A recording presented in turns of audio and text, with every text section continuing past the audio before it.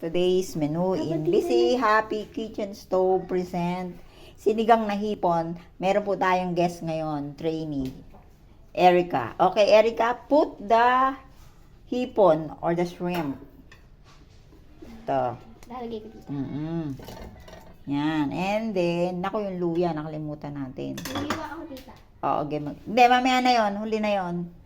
Okay, ilagay mo na yung bawang, ay sibuyas, dito. Buhos mo lang, malinis Pati yan dito yung sili. Oo. Dapat nasa ibabaw. Yan. Kamatis. Tatandaan mo hindi basta ano.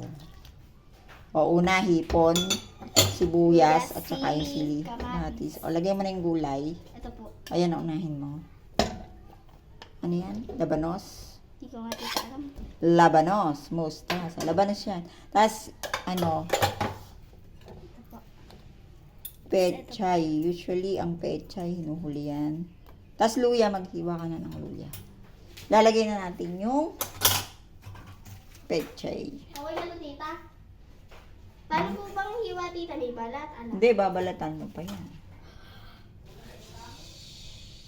Dito, nagtuturuan na tita yung magluto.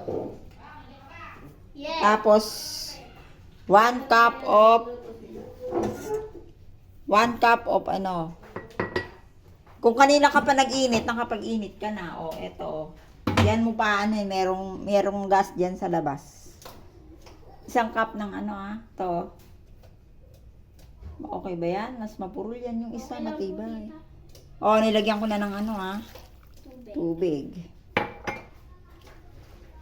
Okay din yung isa, pero 1.5 cup siguro. Not sigurado. I'm not sure. Ano yan? Hindi siguro, kundi 1.5 para mas marami. Yon. So, nilagyan ko na yan ng 1.5 na tubig. So, ang susunod po dyan, papakuluan na natin. And then, yan. Meron na tayong sinigang na hipon or shrimp sinigang ala Erica.